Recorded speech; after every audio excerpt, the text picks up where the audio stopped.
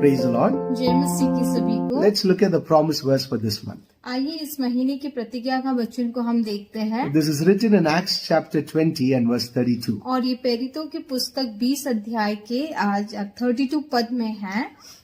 और अब मैं तुम्हें परमेश्वर को और उनके अनुग्रह के वचन को सौंप देता हूँ, जो तुम्हारी उन्नति कर सकता है और सब पवित्र किए गए लोगों में साझी करके मिरास दे सकता है। We are calling this the month to inherit. और हम इस महीने को एक विरासत का महीना बोल के पुकार रहे हैं। In fact, our lifetime we are going to be inheriting a lot of things from God. और हमारे जीवन काल में हम परमेश्वर से बहुत सारी चीजों को हम विरासत के रूप में उसे हम प्राप्त करते ही रहेंगे। The Bible says, when you were in the world, you were slaves, but now that you're in Christ, you're no more slaves to sin, but you're children of God. और वचन कहता है कि जब आप संसार में थे तब आप एक दास थे, पर अब जब परमेश्वर में आप आ गए हो तो अब आप दास नहीं पर परमेश्वर की संतान बन गए हो। No more slaves to sin.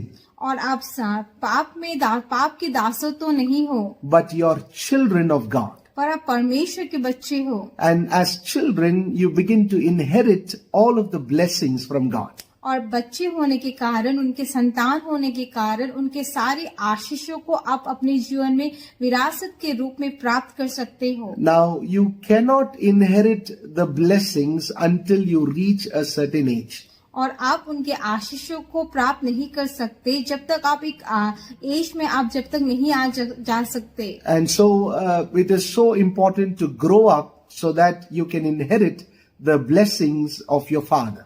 और इसीलिए ये बहुत ही जरूरी है कि आप बढ़ने लगे ताकि आप अपने पिता के आशीषों को आप विरासत के रूप में पा सके। Many are God's children today. और परमेश्वर के संतान बहुत से लोग हैं, But many have not began to inherit the blessings of God. पर परमेश्वर का जो आशीष है उसको लोगों ने विरासत के रूप में अभी तक प्राप्त नहीं किया है, बहुत से लोगों ने। And the problem is because they are not being built up in God. ये इसीलिए हो रहा है क्योंकि लोग जो है वो परमेश्वर में बन नहीं रहे हैं। And so here Paul says, और पौलुस यहाँ कहता है I commit you to God कि मैं तुम्हें परमेश्वर को सौंप देता हूँ and to the word of his grace. और उसके अनुग्रह के वचन पर भी सौंप देता हूँ।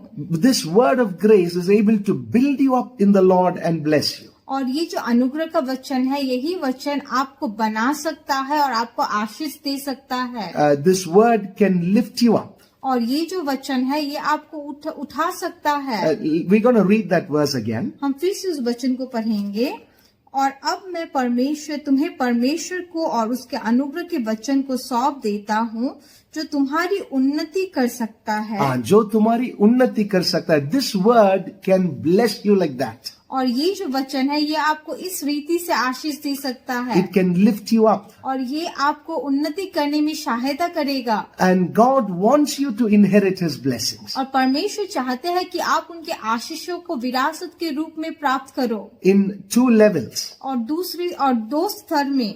One is that you inherit the blessings of Abraham. और जो पहला है ये कि आप अब्राहम का जो आशीष है उससे आप विरासत के रूप में प्राप्त करें। And to put it in more simple terms, that you inherit the kingdom of God. और साधारण शब्दों में अगर बोला जाए तो कि आप परमेश्वर के राज्य को आप विरासत के रूप में प्राप्त करो। That in both the levels, whatever is pertaining to your life now and unto godliness, on both the levels, that you inherit the blessings of God. और ये दोनों स्तर पे अभी आपके जीवन के लिए जो आशीष आपको चाहिए और पवित्रता और शुद्धता के जीवन जीने के लिए आपको जो चाहिए, उन दोनों स्तर पे आप इसे प्राप्त कर सकते हो। And as God's children, you are created to inherit His blessings. और परमेश्वर की संतान होने के कारण आपको इसीलिए सृष्टि किया गया है ताकि आप परमेश्वर के आशीषों को प्राप्त कर सको। And that you could continue to grow in godliness and continue to grow in holiness and live a life that is purposeful. और ताकि आप परमेश्वर के और बढ़ते जाओ, पवित्रता में बढ़ते जाओ, शुद्धता में बढ़ते जाओ और एक योजना के साथ अपने जीवन को जियो। And so just like Paul said that day, और जैसे पौलुस ने उस दिन कहा, I pray over your life the same prayer today. और मैं उसी प्रार्थना को आपके जीवन में आज प्रार्थना करना चाहता And I हूँ, commit you to God and to the word of His grace, और मैं आपको परमेश्वर और उनके अनुग्रह के शब्दों में मैं आपको सौंपता हूँ, so that it will build you up and bless you and give you an inheritance. ताकि वो आपको उन्नति दे और आपको आशीष दे और आपको वो उत्तराधिकारिता दे। God bless you. परमेश्वर आपको आशीष दे। And since all of God's blessings is yes and amen for you, और परमेश्वर के सारे प्रतिज्ञा का वचन जो है वो आपके जीवन में हाँ और आमीन है।